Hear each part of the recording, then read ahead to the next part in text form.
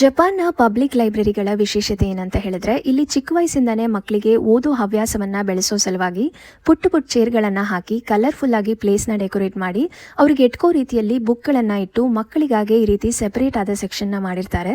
ಮಕ್ಕಳು ಒಬ್ಬರೇ ಬಂದು ಬುಕ್ ಹಿಡ್ಕೊಂಡು ಕುತ್ಕೊಂಡು ಓದ್ತಾ ಇರ್ತಾರೆ. ಇಲ್ಲಿ 1 ವರ್ಷ ಮಗುವಿಂದ ಕೂಡ ಲೈಬ್ರರಿ ಕಾರ್ಡ್ನ ಇಶ್ಯೂ ಮಾಡ್ತಾರೆ. ಅವ್ರಿಗೂ ಕೂಡ ಪಿಕ್ಚರ್ ಬುಕ್ಸ್ ಎಲ್ಲ ಸಿಗುತ್ತೆ. ಮನೆಗೂ ಕೂಡ ಬಾರೋ ಮಾಡ್ಕೊಂಡು ತಗೊಂಡು ಹೋಗ್ಬೋದು. ಇಲ್ಲಿ ಮಕ್ಕಳು ಪಾರ್ಕಲ್ಲಿ ಆಟ ಆಡ್ಲಿಕ್ಕೆ ಹೇಗೆ ಟೈಮ್ ಸ್ಪೆಂಡ್ ಮಾಡ್ತಾರೋ ಲೈಬ್ರರಿಲೂ ಕೂಡ ಓದೋದಕ್ಕೆ ಅಷ್ಟೇ ಟೈಮ್ ಸ್ಪೆಂಡ್ ಮಾಡ್ತಾರೆ. 12 ವರ್ಷ ಒಳಗಿನ ಮಕ್ಕಳಾದ್ರೆ ಸಂಜೆ 5 ಗಂಟೆ ಮೇಲೆ ಒಬ್ಬರೇ ಲೈಬ್ರರಿಗೆ ಬರೋ ಹಾಗಿಲ್ಲ. ಇಲ್ಲಿ ಫ್ರೀ ವೈಫೈ ಫೆಸಿಲಿಟೀಸ್ ಜೊತೆ ಡೈಲಿ ನ್ಯೂಸ್ ಪೇಪರ್ ಸೆಕ್ಷನ್ ಕೂಡ ಇರುತ್ತೆ. ಯಾರು ಬೇಕಾದ್ರೂ ಹೋಗಿ ಈ ಒಂದು ಫೆಸಿಲಿಟೀಸ್ನ ಫ್ರೀ ಆಗಿ ಯೂಸ್ ಮಾಡ್ಕೋಬಹುದು.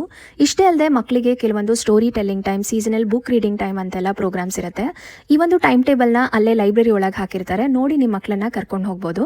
ಇನ್ನು ಬುಕ್ಸಲ್ಲಿರೋ ಬ್ಯಾಕ್ಟೀರಿಯಾಸ್ನ ಹೋಗ್ಲಾಡ್ಸೋಕೆ ಈ ಒಂದು ಬುಕ್ ಸ್ಟೆರಿಲೈಸೇಷನ್ ಮೆಷಿನ್ನ ಇಟ್ಟಿರ್ತಾರೆ. ಬೇಕಾದವರು ಬುಕ್ಸ್ನ ಇಟ್ಟು UV ರೇಸಿಂದ ಬುಕ್ಸ್ನ ಸ್ಟೆರಿಲೈಸ್ ಮಾಡಿ ತೊಗೊಂಡು ಹೋಗ್ಬೋದು. ಆ್ಯಂಡ್ ಬಾರೋ ಮಾಡಿದ ಬುಕ್ಸು ರಿಟರ್ನ್ ಮಾಡೋದಕ್ಕೆ ಟೈಮ್ ಆಗ್ತಿಲ್ಲ ಅಂತ ಅಂದರೆ ಇಲ್ಲೇ ಲೈಬ್ರರಿ ಮುಂದೆ ಈ ರೀತಿ ಬಾಕ್ಸ್ ಇಟ್ಟಿರ್ತಾರೆ. ಅದ್ರೊಳಗೆ ನಿಮ್ಮ ಬುಕ್ಸ್ನ ಡ್ರಾಪ್ ಮಾಡಿದ್ರೆ ಅವರೇ ಕಲೆಕ್ಟ್ ಮಾಡ್ಕೋತಾರೆ.